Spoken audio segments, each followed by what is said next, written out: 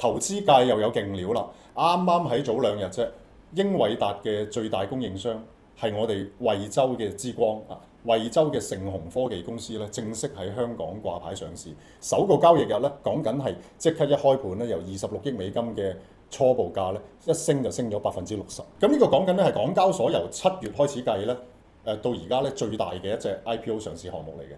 呢件事咧更加能夠説明咧，而家我哋中國嘅硬件設備生產咧，喺全球 AI 嘅風口入邊咧，係繼續受追捧嘅。佢有幾犀利咧？雖然你話市值未去到咩萬億千億，咁但係講緊佢有37位基石投資者，入邊包括埋摩根士丹利啦，包括埋高盛啦，呢啲大行都係原始股東。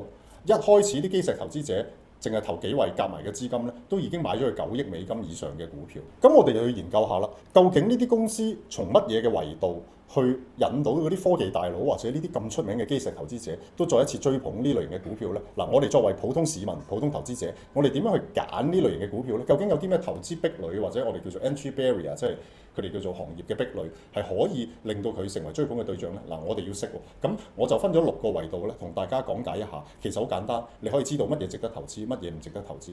第一點係乜嘢呢？嗱，大家要留意就係成個產業鏈。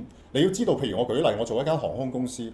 我要去掘礦掘泥去起一啲基建嘅嘢，我永遠都係賣鏟嗰個商家咧係一定有生意嘅。跟住去到賣螺絲賣零件，去到賣飛機係最後。咁所以其實我哋要諗下成個產業鏈邊個先係水源。咁而頭先我講嘅呢一間盛虹科技咧，其實就係啦，連英偉達全球最大芯片商咧生產嘅芯片其實都係要同佢入貨入原材料嘅。咁所以你要諗下賣鏟嗰個永遠有生意，而係賣飛機嗰個可能係最後先會有生意，呢個係其中要留意嘅第一點。第二點咧就係我講緊佢有冇行業壁壘或者護城河。咁正好咧，我哋惠州嘅呢個盛虹科技咧，其實佢係有行業壁壘嘅。佢係講緊喺行業入邊 PCB 呢個生產領域，佢係絕對係有優勢、有技術壁壘嘅。而生產 PCB 呢一個行業入邊咧，佢基本上係完全冇平等嘅競爭對手嘅，所以 that's why 英偉達雖然係一間美國公司，但係其實佢哋都被逼要同我哋中國惠州呢間公司入貨攞貨，所以呢個就係佢技術方面嘅行業壁壘。第三點呢，我哋其實唔需要知道佢究竟有幾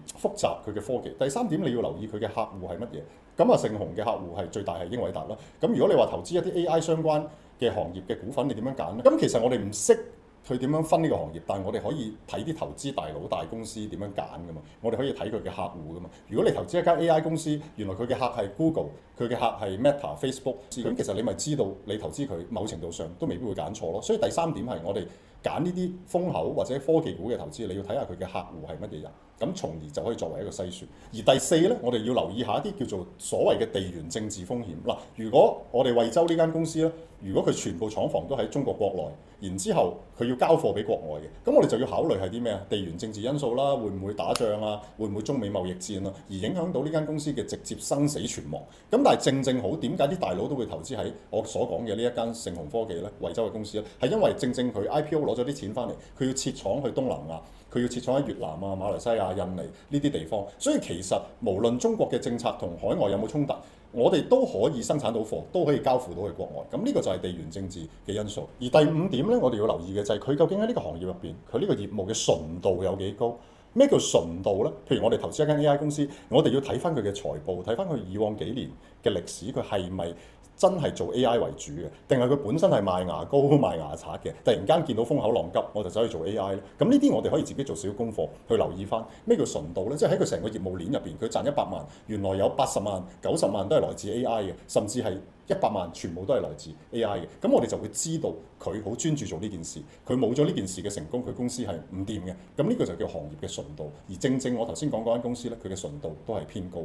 第6咧 ，AI 行業或者我哋叫做芯片啊、生產呢啲叫做科技類嘅行業，我哋唔可以淨係睇 PE 嘅，因為 PE 就係講緊市盈率，就係你賺幾多錢，你個股價係幾多錢。一般呢啲公司都會好高嘅嚇，以前騰訊啊都過百倍嘅，即係初期嘅時候，而家係跌翻落30-40倍咁解啫，因為已經成熟咗。咁所以我哋仲要睇埋一樣嘢係咩啊？PE 除咗係我哋叫做 price versus earning， 即係 PE 呢兩個字嘅原因之外咧，我哋仲要睇埋 PEG， 而家要加多一個 G 字，就係個 growth， 我哋叫做嗰個行業嘅增長率。